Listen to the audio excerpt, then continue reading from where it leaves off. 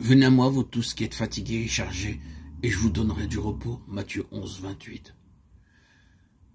Il est tout aussi impossible de se repentir sans avoir la conscience réveillée par l'Esprit de Dieu que d'obtenir le pardon sans Jésus-Christ.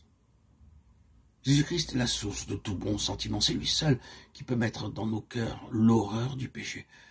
Chaque aspiration vers la vérité, la pureté, chaque conviction de notre péché est une preuve de l'influence du Saint-Esprit sur notre cœur.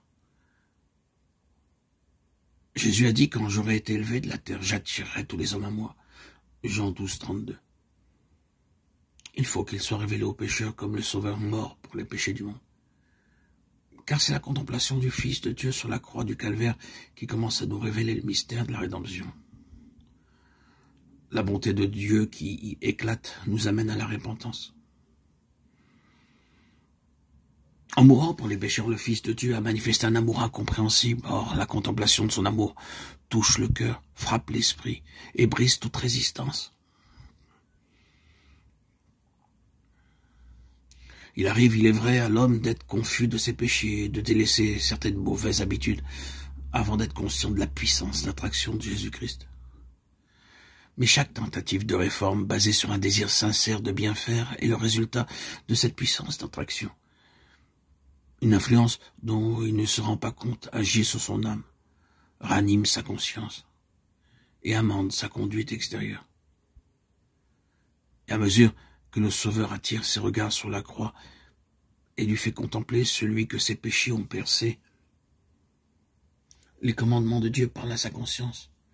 Il se rend compte de la méchanceté de sa vie.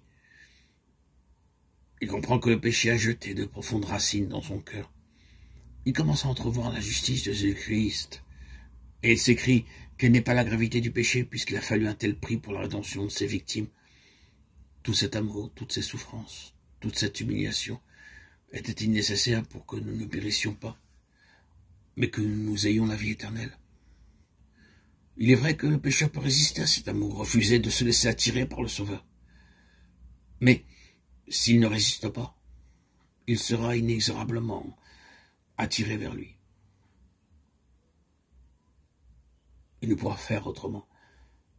La révélation du plan du salut l'amènera repentant, humilié, au pied de la croix, confessant son péché. Il comprendra que ses péchés ont causé toutes ses souffrances propres et les souffrances du bien-aimé lui-même, Fils de Dieu.